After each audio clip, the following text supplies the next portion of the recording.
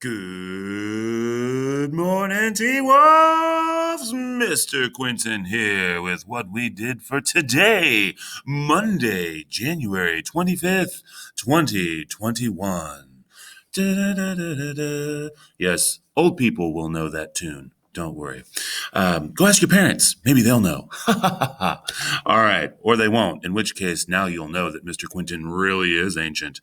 Anyway, we are going to have a project. Yay, project. I know you're so excited, aren't you? Yes, we are going to have a project this week, and we're going to talk all about it. We also do have a little bit of daily work today. So let's dive right in. What do you say? All right, so we're going to, as usual, pretend that we're first period. But you will, of course, go to your particular period, head on down to quarter three, jump on into week of January 25th, and then head on into Monday, where you will see that we do have the project that is right up there at the top. We also have our daily work assignment. This video is going to cover both. So if for some reason you're coming to this after the project, then you'll want to probably skip a little bit into the video, all right, because I want to cover the project first. If you're just checking in for what we did today or just to review, then clearly the whole video will be needed for you. So let's jump in with our project. This is a major grade. You will note that it says that you need to follow the instructions and watch the video. That would be this video right here. Well, this is my face right here, but I think you know what I mean. In the folder for today to make sure that you complete the project. The reason why I want to make sure that you watch this video is because I want you to be going back and making sure that if you come up with a question between the time that you had your period today in class or now, that you can make sure that you're following the instructions as you should be, all right? And to try and help make sure that you can have questions taken care of as soon as possible. So this is a major grade. It's going to be due next Monday, February 1st by 11:59 p.m. Digital and physical on this one, folks. You do have a physical option, and we will take a look at that here. So this is the Who Rules Project. Let's take a look. There are just so many types of government out there. Let's see if we can make an anchor chart to help figure it all out. Your task, folks, is to recreate the flowchart on the next slide. You might have just seen it a moment ago. It has all the different types of governments you'll need to know about for this whole unit, which makes it a wonderful study guide and hard copy of notes because you'll be able to come back and see the flowchart, which has already been created for you. You will also need to include the definitions of each government type or for each government type. Therefore, it is important that your anchor chart is not just a copy and paste of the flowchart. You need to do your own work. It must be original. Please feel free to be as creative as you like. All right. Maybe some of you aren't super duper creative. And so yours will really just be more having the terms and having those definitions just kind of laid out. And that's okay. Maybe you're someone who is super creative. Don't worry. I've got you covered both ways. All right. So you can do this digitally or physically. No, you don't have to do it in both ways, digitally or physically. And it doesn't matter if you're a client online or a client on campus. You can do this digitally or physically. If you do it digitally, add slides to this presentation, okay? Because this will be what you submit. So this is the document you're going to submit. So please make sure that you use this slide deck to do your work in. All right. I don't need a second slide deck. I don't need any of that. We have this here so that you can just submit the project right here. If you do this physically and are a KOL student, all right, so if you're an online student, not on campus, if you are an online student, then you can take a picture of your completed anchor chart and simply insert the image in a slide on this document. Okay, so you can add a slide and you can absolutely do this as, sorry about that, I had to mute the phone there. and do this and take a picture physically and upload this as an image, throw it on the slide, and we'll be good. All right. I do need to be able to read the image though. If I can't read the image, it's not going to help. Okay. So please make sure you have a very nice, sharp picture that I can read. All right. If you do this physically and are a Klein on Campus student, you have to turn in your completed anchor chart to me after filling out the last slide, or I'm sorry, after filling out the fourth slide. You'll see here on the left, there are 1, 2, 3, 4, 5 slides. It's the fourth slide. You'll see it in just a moment. Note in bold, a physical anchor chart requires chart paper. We have big tablets, big pads of chart paper so that you can get some chart paper. That is not a problem. I am happy to get you a piece, all right, so that you can take it. We can fold it, you can take it home, work on it, fold it back up, bring it back over here. No problem, okay? Super easy, barely an inconvenience. Klein Online students, if you cannot make arrangements to stop by the campus and pick up a piece of chart paper, okay, I am certainly willing to meet before or after school or have it ready in the office so that you could stop by, or you can have a parent or guardian stop by and pick that up. Totally cool. If you that is also fine. If you want to come by after you've picked it up and dropped it off, maybe you happen to have chart paper at your house for some reason already, and so you just want to come and drop it off at some point. Totally cool. I will be happy to make whatever arrangements we need to make to get you some chart paper if you would like some chart paper. If that is just not humanly possible for whatever reason, and you really, really, really, really want to do it physically, then you need to email me, or you need to get with me on a Zoom, or stop by tutoring, do the tutoring Zoom on Thursday this week, because there's no tutoring on Tuesday this week. So you can stop by the tutoring Zoom on Thursday and we can try and work that out. Okay. Hopefully you'll have been working on it in the meantime so that all you're doing is just figuring out how it's going to be done physically.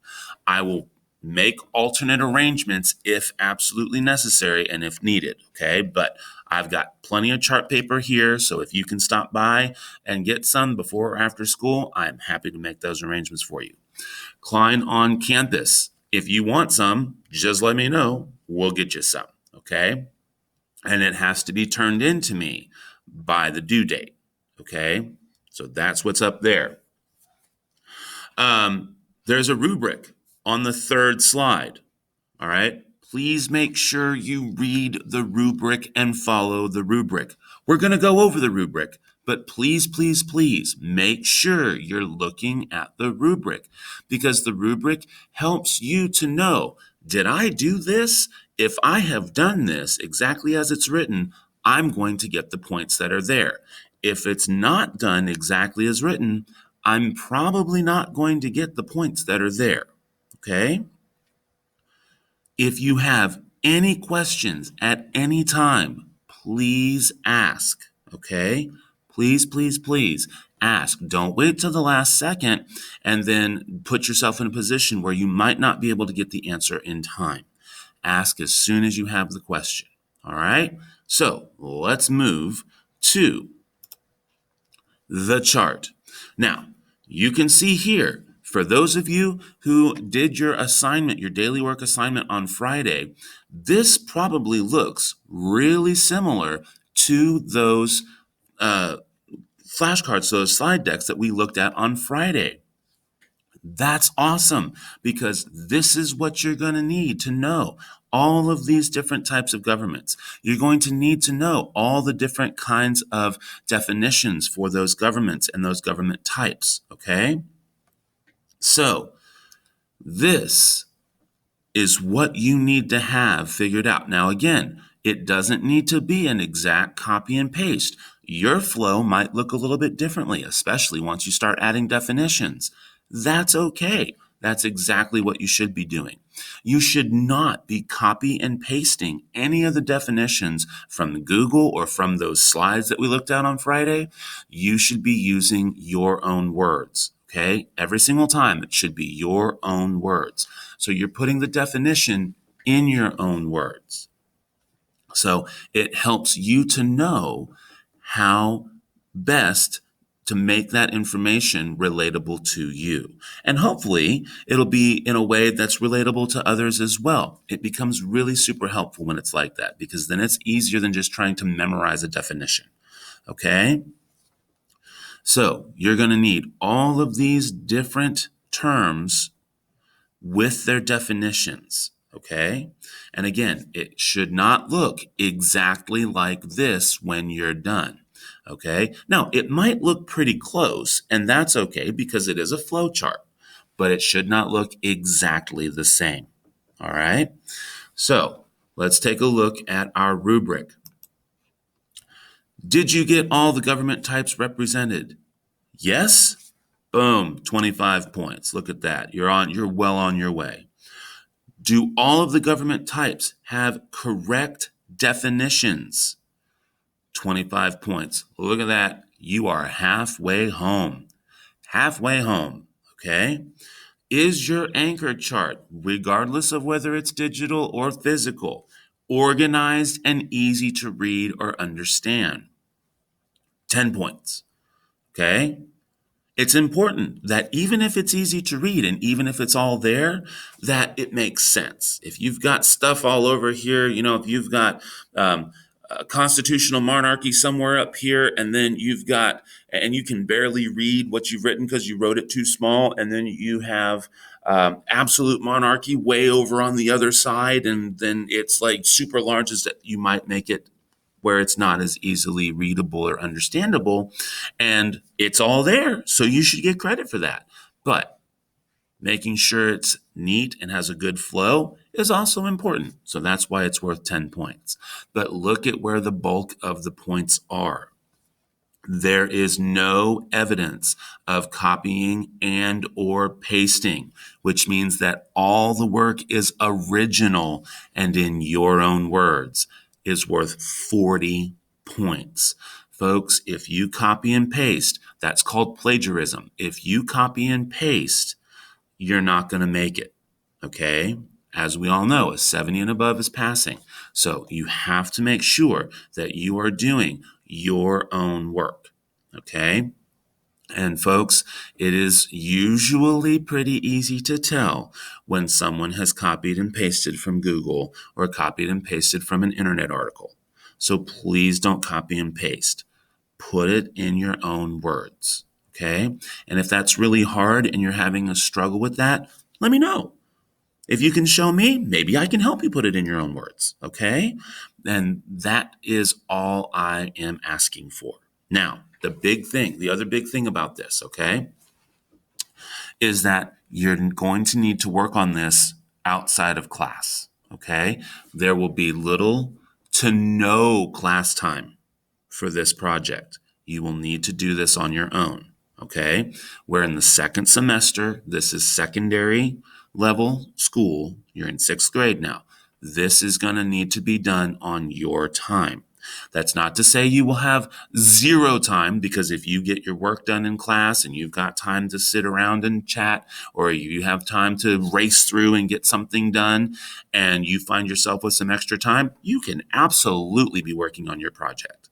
That is not going to be a problem with me. And you're wanting to get it done early and you find some extra time. If for some reason you have some extra time during Wolf Den or something like that, or perhaps another class, and that teacher is allowing you to work on other classwork, you may absolutely take advantage of any time that you find during the school day to do this project. But we still have things that we have to do in class this week, okay? It is super important that you understand that this is going to need to be done, at least in part, on your time. Okay? If you have any questions about that, please let me know. All right, so let's take a look here. Slide 4. If you did this physically, you just need to put the date on here. I turned this into my teacher on this date, so that this way I can be like, oh, Well, geez, I guess, you know, how about I make up a name, Mr. Modification? I guess Mr. Modification turned this into me. So I need to go look through my stuff to make sure that I can find it. All right. This way, there's no question because everybody, regardless of whether or not you did this physically, will need to submit this project. Okay. That's what this slide is for, so that you can still submit the project in Schoology so that it's easy to grade and get taken care of. But we know that you did it even if it was physical. You can start writing on this slide whenever you want if you're doing digital. If you are a Klein online student and you have done something physically, and so you're taking the picture and then you're inserting your image, you can erase all this stuff and insert the image on this slide. This is not going to be enough room if you're doing digital work and you're adding your definitions and stuff. You're not going to be able to put it all on one slide. So you can absolutely add additional slides to this slide deck so that you can get all your work in. Make sure you submit in Schoology when you're done, okay? And folks, don't just try and rush this thing and then turn it in. It's not a very difficult project in the grand scheme of things, but it's still a major grade. So please don't throw away what could be a great major grade for you. All right, let's move on. So we have our second thing that we have for today. The second thing for today is comparing forms of government. Again, if you were paying attention on Friday, you can go back to your Friday notes and see that wonderful slide deck that we used in order to help you with this, okay? So this is very simple. All you have to do, and let me show you yours first. So all you have to do is describe each form of government, an autocracy, an oligarchy, and a democracy. And then you've got this little list of different advantages and disadvantages. And all you have to do is plug in the actual number. And there will be advantages and disadvantages that are repeated. So it's not like you can only use the number one once. If it's an advantage in an autocracy and an oligarchy and a democracy, use it 3 times. And so you're just going to find the advantages and disadvantages and list them out. You can see here that I have done this here where I put it again in my own words, where an autocracy, for example, is a form of government where one person is the sole leader of the government. And are there advantages to that? Sure. They're efficient in carrying out decisions and policy. If only one person has to make the decision and what they say goes, that's an advantage. Clear line of succession. If it's like a king or a queen, then it's very evident that their oldest child will be the next person who becomes king or queen. That's an advantage. You know what's coming. Disadvantages would be like power that can be easily abused, right? Maybe leaders in the government controlling the military that don't let people say or do what they want. That's a disadvantage, isn't it? And so you're just going to look through those and do just the numbers, folks. Just the numbers. You don't have to worry about anything else, okay? This is pretty simple and pretty easy, especially if you use your slide deck from Friday. All right. Now, and also doing this will also help you do the project because it'll get you in the mindset to be able to make those definitions more easily put into your own words. All right.